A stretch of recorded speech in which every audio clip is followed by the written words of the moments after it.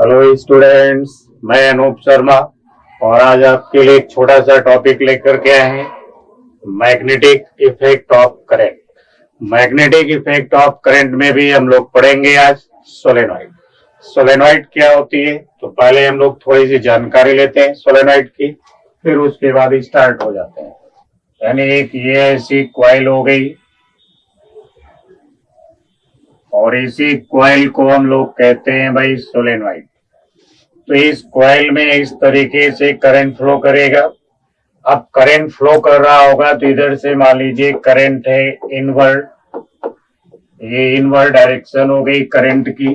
तो इधर से अगर ये इनवर्ड करंट होगा तो इधर से फिर आउटवर्ड यानी बाहर निकल रहा होगा। तो इस तरीके से ये करंट हो गया। तो जब सोलेनॉइड में करंट ऐसे फ्लो कर रहा होगा यानी इधर से इनवर्ड, तो यहां से क्या होगा आउटवर्ड। हम अपने राइट हैंड की फिंगर्स को करंट की डायरेक्शन में ही अगर हम टर्न करते हैं, बिल्कुल नेचुरल टर्न देते हैं फिंगर्स को ऐसे, तो इस तरीके से देखो करंट यहां से इंटर्ड हो रहा है, इधर से करंट ऐसे बाहर निकल रहा है। तो जब हम ऐसा कर रहे हैं तो ये जो हमारा थंब है, ये थंब इस डायरेक्शन को पॉइंट कर रहा है। अब जो थंब की डायरेक्शन होगी वही डायरेक्शन होगी मैग्नेटिक फील्ड। यानी यहाँ जो मैग्नेटिक फील्ड फॉर्म होगी वो मैग्नेटिक फील्ड क्लोज लूप बनाएगी। यानी यहाँ से ऐसे निकल के घूमती हुई इधर से फिर इंटर्ड होगी और यहीं पे आके खत्म होगी। यहाँ से ये निकली मैग्नेटिक फील्ड ऐसे घूम करके आ गई और यहीं पे खत्म होगी। यानी यहाँ जो मैग्नेटिक फील्ड बना रही है वो है क्लोज लूप। तो इस तरीके से मैग्नेटिक फील्ड यहाँ क्लोज लूप बनाएगी, इधर से बाहर निकल रही होगी और ये फील्ड लाइन यहाँ से इंटर्ड हो रही है। तो ये डायरेक्शन हो गई। यानी इसको हम चाहें तो नॉर्थ पोल कह सकते हैं और इसको चाहें तो हम लोग साउथ पोल कह सकते हैं। तो ये सारी की सारी मैग्नेटिक फील्ड इस सोलेनॉइड से पास हो रही होगी। तो ये जो सोलेनॉइड की एक्सिस है, यहाँ पे लगभग ऐसा माना जाता है कि मैग्नेटिक फील्ड क्या होगी, यूनिफॉर्म होगी। और जस्ट आउटसाइड अगर हम लोग बात करें यहाँ पे कि जस्ट आउटसाइड क्या होगा, तो यहाँ यानी जस्ट आउटसाइड मैग्नेटिक फील्ड होगी जीरो। यहाँ पे भी जस्ट आउटसाइड मैग्नेटिक फील्ड क्या होगी, जीरो। और इधर से मैग्नेटिक फील्ड बाहर निकल रही है और उधर से इंटर्ड हो रही है। तो ये सोलेनॉइड की मैग्नेटिक फील्ड होती है इस तरीके से। और डायरेक्शन निकालने का वही तरीका है जो मैंने अभी बताया कि जिस डायरेक्शन में करंट फ्लो कर रहा हो, राइट हैंड की फिंगर्स को आप नेचुरल टर्न दीजिए तो थंब जिस डायरेक्शन को पॉइंट करेगा वो डायरेक्शन होगी मैग्नेटिक फील्ड की। तो इतना क्लियर हो गया। अब आगे देखते हैं फिर हम लोग।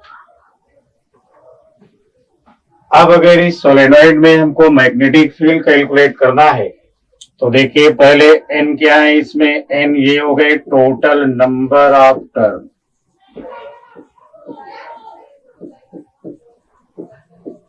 और एल है इसकी लेंथ हो गई,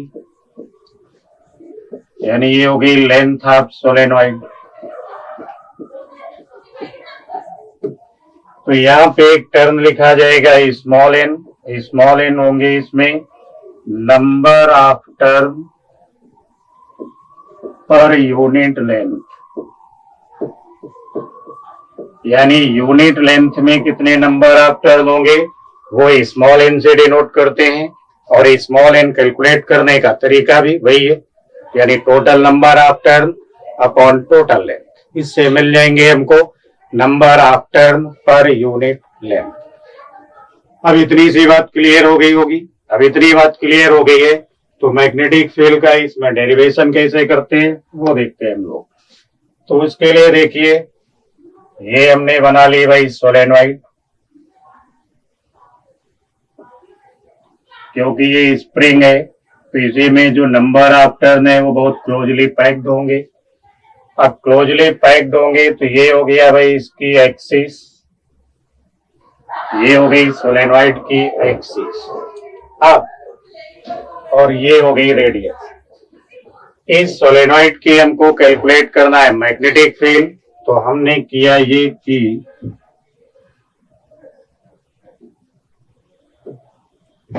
यहाँ पे एक पॉइंट ले लिया। अब इस पॉइंट को अगर हम यहां से ऐसे कनेक्ट कर दें और यहां से x डिस्टेंस पे हमने इतनी ये जो डिस्टेंस दिख रही है वो हो गई x, तो एक्सिस पे हमने x डिस्टेंस पे dx थिकनेस ले ली। अब dx थिकनेस ले लिया तो इसमें बहुत सारे नंबर ऑफ टर्न हो जाएंगे इतनी सी थिकनेस में। अब बहुत सारे नंबर ऑफ टर्न इसमें हो जाएंगे, कितने होंगे? तो हमने लिख दिया n। n क्या है? Number of turn per unit length. तो यहाँ नंबर ऑफ टर्न हो गए पर यूनिट लेंथ। ठीक है भाई।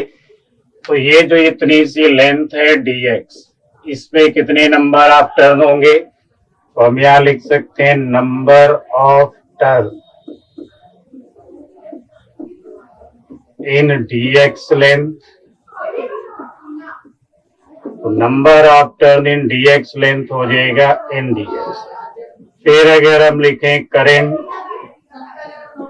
इन dx लेंथ, तो जो करंट इसमें होना चाहिए वो होना चाहिए n i dx। अब देखिए, ये तो ऐसे हमने ज्वाइन किया, इतने एंगल को हमने कह लिया भाई फाई, और यहां से अगर इसको हम फिर ऐसे कनेक्ट करें तो ये हो गया डी फाई। तो ये जो डी फाई लेंथ यहाँ पे दिख रही है ये रिंग हो गई, और रिंग की वजह से ये रिंग हो गई। और इस पॉइंट पे अगर हम मैग्नेटिक फील्ड कैलकुलेट करें तो इस रिंग की वजह से जो मैग्नेटिक फील्ड है वो होना चाहिए dB, और dB इज इक्वल क्या होना चाहिए? म्यू नॉट, हम लोगों ने पढ़ा होगा, NI R square dx upon में हो जाएगा 2 R square plus x square power 3/2। यानी हम लोगों ने रिंग की मैग्नेटिक फील्ड पढ़ रखी है जो होती है mu naught I R square upon 2 bracket में R square plus X square power 3/2। तो वही हमने यहाँ मैग्नेटिक फील्ड लिख रखा है। अब देखें भाई, तो यहाँ अगर हम लिखते हैं tan फाई, तो tan फाई इस फिगर में होगा x अपॉन आर। तो x इज इक्वल होना चाहिए फिर r tan फाई, और इसको डिफरेंशिएट कर लें तो dx हो जाएगा r sec square phi D phi. तो ये हो गया भाई dx, जो हम dx को लिख करके इसे रिप्लेस कर लेंगे। और x अभी अभी हमने कितना लिखा है भाई? r tan phi. तो अगर इस फॉर्मूले में जो रिंग की मैग्नेटिक फील्ड लिखी हुई है इसमें अगर हम dx और x की वैल्यू लिख लेते हैं तो फिर ये हो जाना चाहिए था dB is equal to mu naught n i r square x, या dx है ना, तो dx यहाँ पे हो गया भाई सेक स्क्वायर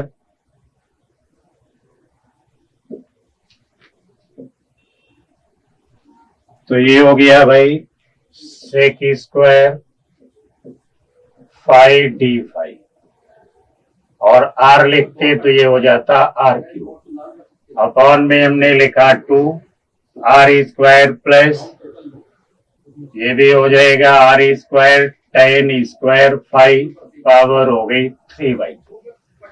अब देखिए, अगर यहाँ से हम r स्क्वायर कॉमन लेके ब्रैकेट से बाहर निकलते हैं तो क्या हो जाएगा? r cube.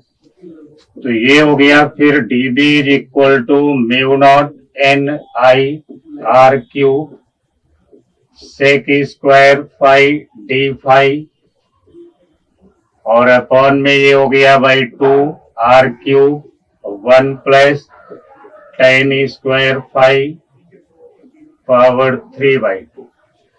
अब यहां से देखें तो r क्यूब और r क्यूब तो कैंसिल हो जाएंगे, और ये dB इज इक्वल हो जाना चाहिए mu naught n i sec square phi D phi upon में हो गया बाई 2, और ये हो जाएगा सेक सेक क्यूब फाई। अब सेक क्यूब फाई है यहाँ पे, तो यहाँ से सेक स्क्वायर फाई भी कैंसिल होगा और ये सब कुछ सॉल्व होकर के हमको मिलना चाहिए। क्या मिलना चाहिए? तो मिलना चाहिए था dB is equal to mu naught N I, और ये है भाई देखो sec square phi D phi upon में हो गया 2 सेक क्यूब फाई। तो यहां से कट पिट करके हमें मिल जाएगा mu naught N I upon 2 cos phi, और ये हो गया डी फाई। अब इसको हमें इंटीग्रेट करना है, तो इंटीग्रेट करने के लिए चाहिए होगी लिमिट। तो लिमिट के लिए देखिए ये हमने फिर से बना ली, एक सोलेनॉइड बना ली। अब ये जो सोलेनॉइड है ये इसकी एक्सिस होगी, इस पॉइंट पे हमें मैग्नेटिक फील्ड लिखना है। तो हमने किया ये कि ऐसे इसको ज्वाइन कर दिया। अब ज्वाइन कर लिया तो ये जो इतना सा एंगल है इसको कह लिया बीटा, और अगर इसको अब हम यहां से ज्वाइन करते तो ये एंगल हो गया था अल्फा। अब हम इसको इंटीग्रेट करेंगे, तो बस अगर अल्फा से बीटा तक इंटीग्रेट कर लें तो ये पूरी सोलेनॉइड जो है हमारी इंटीग्रेट हो जाएगी। तो हमने लिखा भाई माइनस अल्फा से बीटा, तो ये सॉल्व होकर के आ गया भाई mu naught N I upon 2, और यहाँ मिल गया हमको sign alpha plus sine beta. तो इस तरीके से हमने सोलेनॉइड की मैग्नेटिक फील्ड के लिए एक फार्मूला डिराइव कर लिया। अब इस फार्मूले को डिराइव कर लिया और इसी से हम लोग अपने क्वेश्चन सॉल्व करेंगे। एंगल भी आपको अल्फा बीटा दिख ही रहा होगा इसमें, तो इस फार्मूले का इस्तेमाल करेंगे जब भी हमें करना होगा। बार बार इंटीग्रेट करने की कोई रिक्वायरमेंट नहीं होती है। अब इधर इसे में 2-4 और केस देख लेते हैं, सारी चीजें क्लियर हो जाएंगी। अब जैसे हमने ये बना ली भाई सोलेनॉइड,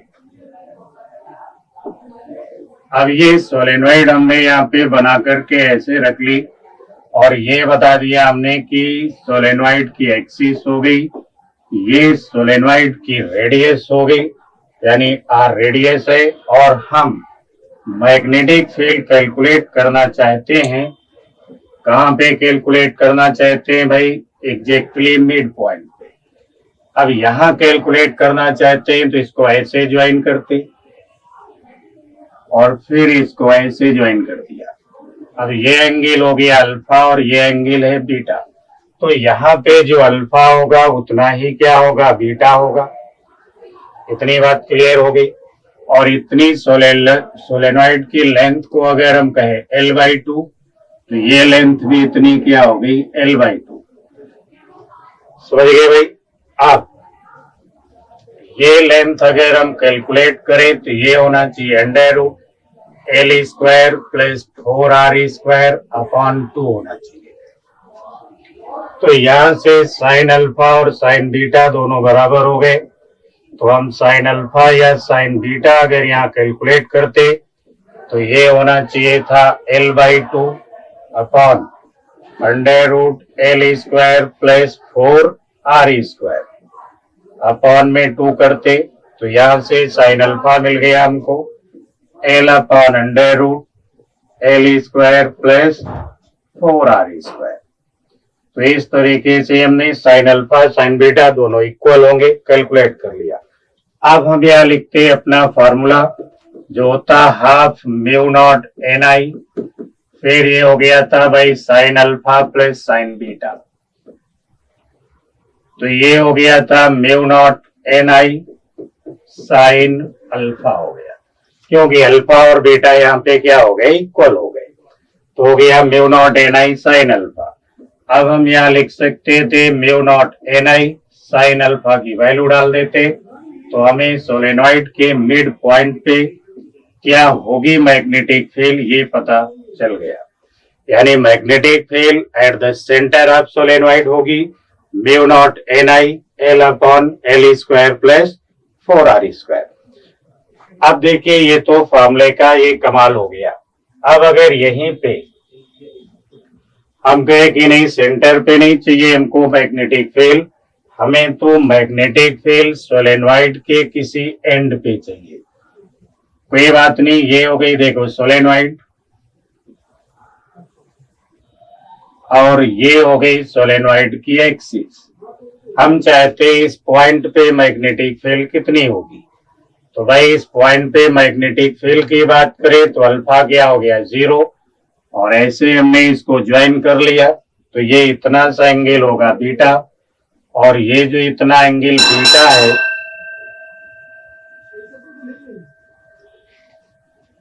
तो ये इतना एंगल हो गया भाई बीटा। अब सोलेनॉइड की लेंथ है देखो L, और ये रेडियस है इसकी R। तो ये जो लेंथ है, ये लेंथ ये होना चाहिए फिर L square plus R square. अब फॉर्मूला लिखते हैं अपना B is equal to half mu naught NI, जो होता है sine alpha plus sine beta. तो यहां से हमें मिल गया फिर हाफ म्यू नॉट NI, और ये देखो अल्फा 0 है तो साइन 0 हो गया प्लस हो गया साइन बीटा, यानी लिखते हैं हम यहाँ पे half mu naught NI sign beta. Sign beta की वैल्यू अब हम फिगर से अगर कैलकुलेट करके लिखें तो यहाँ मैग्नेटिक फील्ड होना चाहिए हाफ म्यू नॉट NI, और साइन बीटा यहाँ पे हो जाएगा L upon under root L square plus R square. तो किसी एंड पे ऐसी सोलेनॉइड जिसकी लेंथ L है, उसके एक एंड पे कितनी मैग्नेटिक फील्ड होगी, ये हम लोगों ने यहाँ कैलकुलेट कर लिया। उम्मीद है कि ये आपकी समझ में आ गया होगा फॉर्मूला। अब आगे बढ़ते हैं। तो इसके बाद में अगर मान लीजिए ये जो सोलेनॉइड है या इसकी जो रेडियस है वो रेडियस बहुत कम है as compared to length of solenoid, यानी सोलेनॉइड की लेंथ काफी बड़ी है और उसकी रेडियस काफी कम है। तो ऐसी कंडीशन में हम लोग कहते हैं लॉन्ग सोलेनॉइड या इनफाइनेटली लॉन्ग सोलेनॉइड भी मानते हैं। तो जब हम इनफाइनेटली लॉन्ग सोलेनॉइड की बात करेंगे तो भाई ये तो हो गई देखो हमारे पास में सोलेनॉइड, और इधर वाले एंड को हमने कह दिया कि ये चला गया कहां पे, इन्फिनिटी। अब ये इन्फिनिटी चला गया, ये तो सोलेनॉइड की एक्सिस होनी चाहिए और ये सोलेनॉइड की रेडियस होना चाहिए। अब देखिए अगर हम इसे ज्वाइन करने के लिए इधर जा रहे होते हैं ऐसे, तो ये जो एंगल बीटा है वो हमें मिल जाएगा 90 डिग्री, और जो अल्फा है वो हो गया 0। अब अगर हम मैग्नेटिक फील्ड का फॉर्मूला लिखते तो होता हाफ म्यू नॉट NI, फिर यहाँ हम लिख लेंगे भाई साइन 0, और साइन बीटा की जगह पे क्या हो गया साइन 90 हो गया। अब साइन 90 तो होता है 1, तो ये हो गया हाफ म्यू नॉट NI। तो ये लॉन्ग सोलेनॉइड या इसे सेमी इनफाइनाइट भी कहते हैं, सेमी इनफाइनाइट सोलेनॉइड, या कहेंगे इसको at one end of long solenoid. तो मैग्नेटिक फील्ड कितनी होगी सोलेनॉइड के किसी एंड पे, चाहे इस एंड पे बात करिए या इस एंड की बात किया जाए, एक एंड तो इन्फिनिटी पे ही होगा, एक हमारे पास होगा। जो एंड हमारे पास है, चाहे ये वाला एंड हो या ये वाला एंड हो, दोनों पे मैग्नेटिक फील्ड होगी half mu naught NI। N क्या है, number of turn per unit length. इतनी बात समझ में आ गई होगी। अब हम लोग बात करते हैं लॉन्ग सोलेनॉइड की।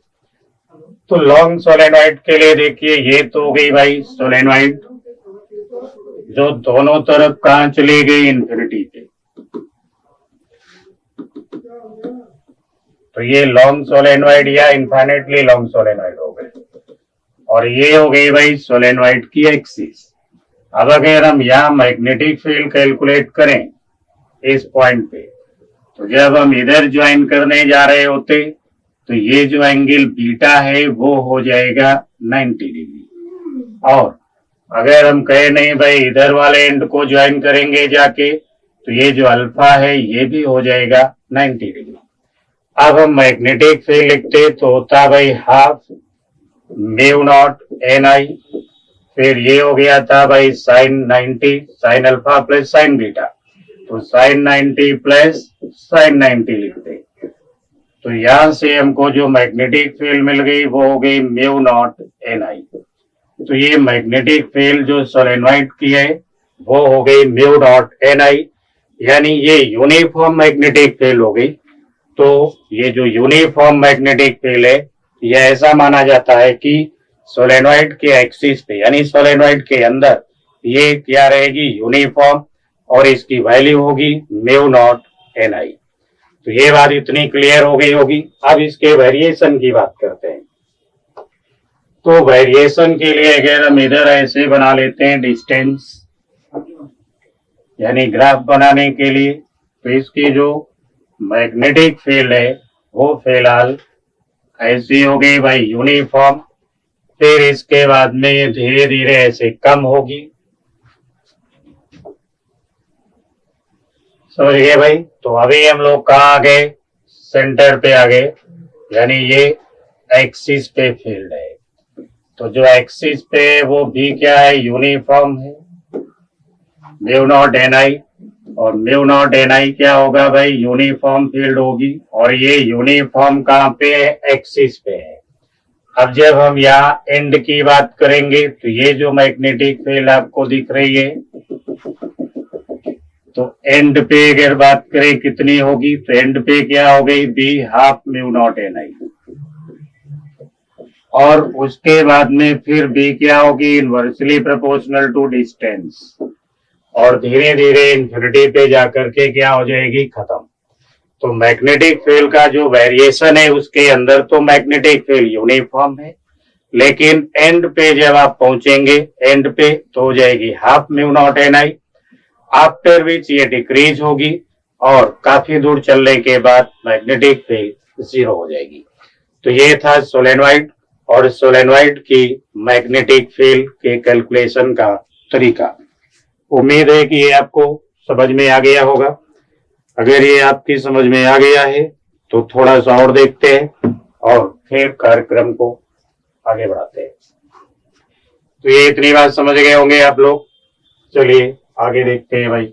अब देखिए रिंग के लिए अभी हमने मैग्नेटिक फील्ड लिखा था, तो मैग्नेटिक फील्ड रिंग की जो मैंने डायरेक्ट फॉर्मूला इस्तेमाल कर दिया, शायद वो फॉर्मूला आपको याद ना हो, आपने देखा ना हो, तो एक बार हम आपको रिंग की मैग्नेटिक फील्ड क्या होती है वो बता देते हैं। तो मैग्नेटिक फील्ड बाय रिंग अगर इसकी बात किया जाए तो देखिए रिंग को हम रखेंगे यहाँ पे YZ प्लेन में। अब रिंग हो गई हमारी ये YZ प्लेन में और इसमें ऐसे करंट फ्लो कर रहा है।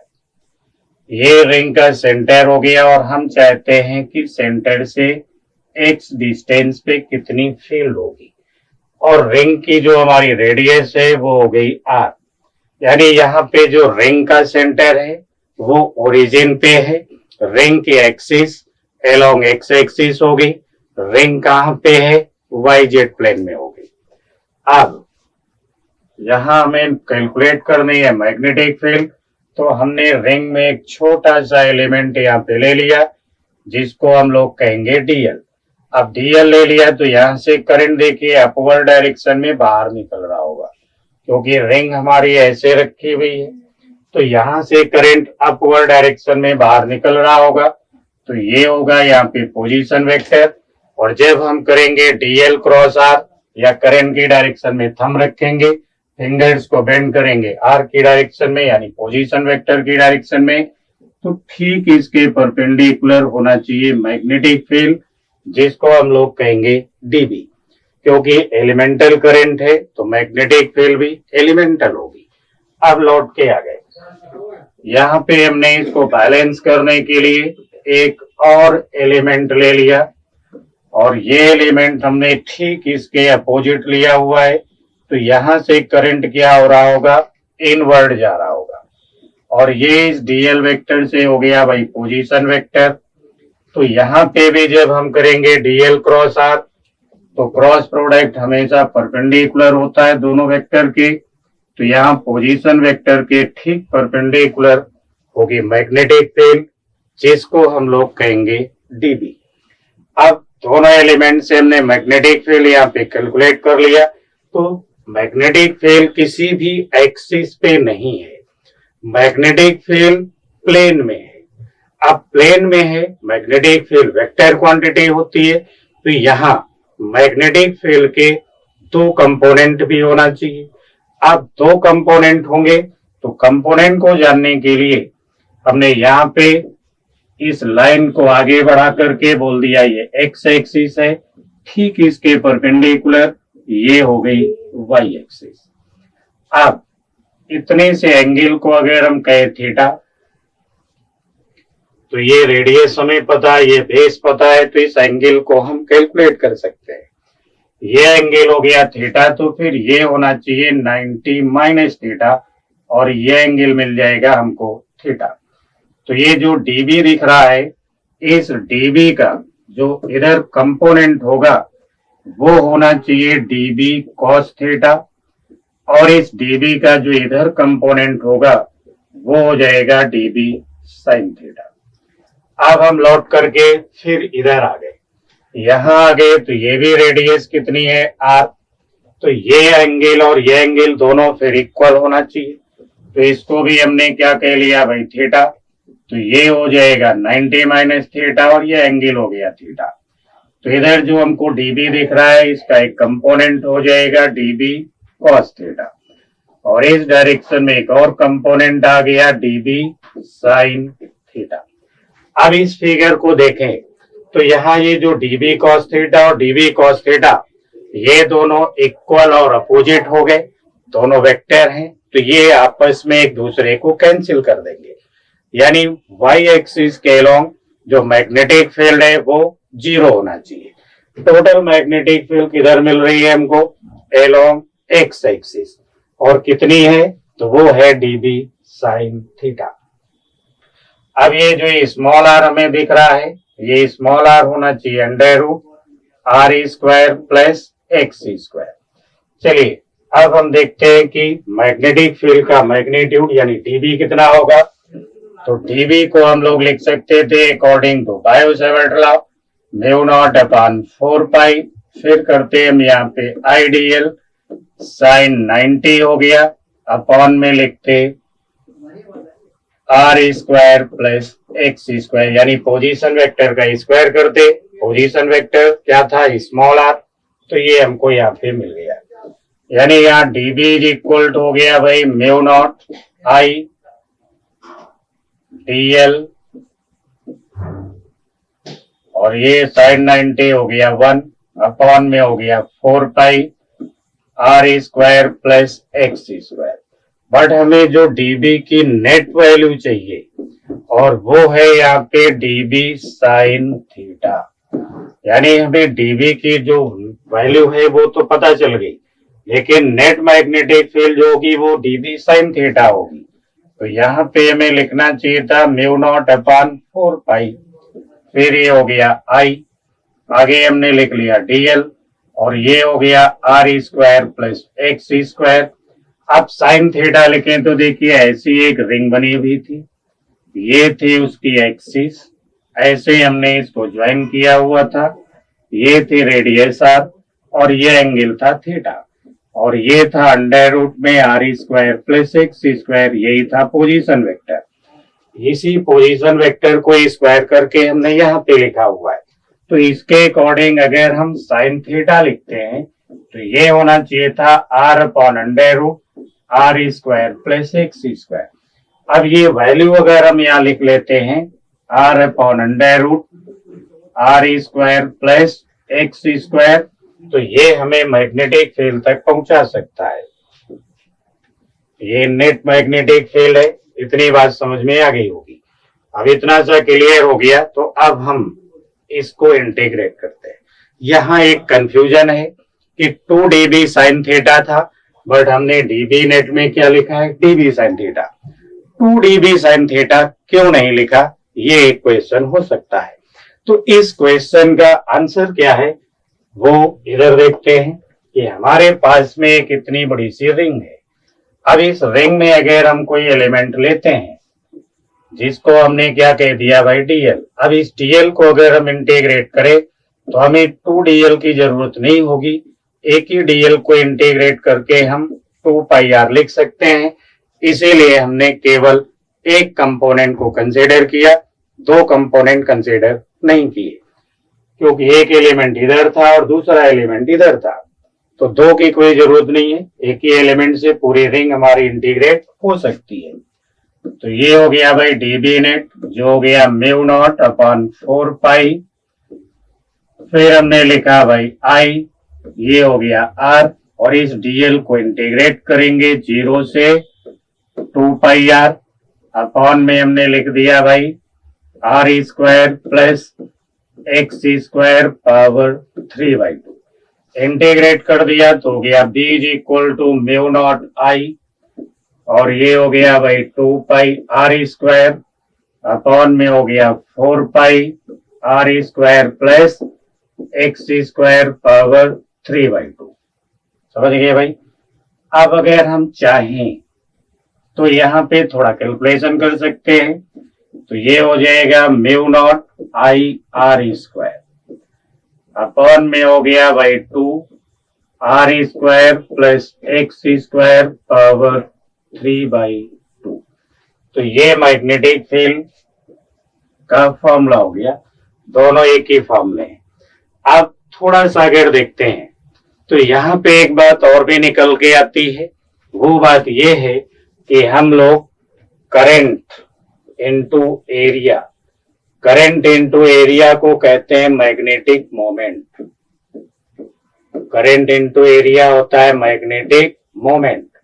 तो यहाँ इस फार्मूले को अगर हम देखें तो πr² क्या हो गया, एरिया ऑफ रिंग, आई हो गया करंट, तो current into area, current into area, ये हो गया भाई मैग्नेटिक मोमेंट। अब मैग्नेटिक मोमेंट हो गया, तो इस मैग्नेटिक फील्ड को हम लोग अगर ऐसे लिख दे कि μ0 × 2m अपॉन में हो गया 4πr² प्लस x² पावर 3/2, फिर हम कहें कि यहाँ r जो है वो है लेस देन x, तो r² क्या हो जाएगा, नेग्लिजिबल होगा, यानी r² को हम यहां से हटा सकते हैं। अब r² को अगर हम यहां से हटा दें तो फिर यही मैग्नेटिक फील्ड हमको मिल जाएगी μ0 × 2m अपॉन 4π, और ये हो जाएगा r³। अब ये जो मैग्नेटिक फील्ड होती है वो एक बार मैग्नेट की मैग्नेटिक फील्ड होती है, जिसमें ये इसका मैग्नेटिक मोमेंट हो गया, और सेंटर से अगर हम r डिस्टेंस पे मैग्नेटिक फील्ड कैलकुलेट करते हैं तो बार मैग्नेट की भी मैग्नेटिक फील्ड होती है μ0/4π 2m अपॉन एक स्मॉल r³ हो जाएगा। स्मॉल r क्या रिप्रेजेंट करता है भाई, डायरेक्शन को, यानी r² को नेग्लेक्ट किया था मैंने, तो यहाँ पे x³ होना चाहिए, यानी ये फील्ड भी inversely proportional cube of distance है, और ये भी क्या हो गया, inversely proportional two cube of distance. इसका मतलब है कि जो रिंग है वो एक थिन बार मैग्नेट की तरह बिहेव करती है, यानी रिंग एक थिन बार मैग्नेट की तरह बिहेव करती है, जिसका एक फेस रिंग के यानी बार मैग्नेट के साउथ पोल को रिप्रेजेंट करता है, और एक फेस बार मैग्नेट के नॉर्थ पोल को रिप्रेजेंट करता है। यानी ऐसे समझ सकते हैं कि हमने जब देखा तो हमें जो दिख रहा है तो वो दिख रहा है कि करंट इस पे एंटी क्लॉकवाइज। अब अगर ये एंटी क्लॉकवाइज होगी तो इससे मैग्नेटिक फील्ड बाहर निकल रही होगी, यानी हम कहेंगे ये नॉर्थ पोल को रिप्रेजेंट कर रहा है। लेकिन यही रिंग अगर दूसरी साइड से आप देखें, यानी बीच में यहाँ रिंग है, हम कह रहे हैं कि इसमें एंटी क्लॉकवाइज है, लेकिन आप कोई जो हाथ मेरा हिलता हुआ नजर आ रहा होगा वो होगा क्लॉकवाइज। तो आपको दिख रहा होगा इसमें क्लॉकवाइज, यानी अगर ये क्लॉकवाइज है करंट की डायरेक्शन में हम अगर फिंगर्स को ऐसे टर्न देते हैं तो थंब किधर गया, इनवर्ड, यानी ये रिंग के साउथ पोल को रिप्रेजेंट करेगा। तो रिंग में यानी ये बीच में रिंग हो गई, इसका लेफ्ट प्लेन और राइट प्लेन बार मैग्नेट के अलग अलग पोल को रिप्रेजेंट करेंगे। एक तरफ से आपको नॉर्थ पोल दिखेगा तो दूसरी तरफ से आपको साउथ पोल दिखेगा, यानी रिंग एक छोटे से थिन बार मैग्नेट की तरह बिहेव करती है, क्योंकि इसकी भी मैग्नेटिक फील्ड हम लोगों ने अभी लिखा था mu naught into 2m upon 4πx3।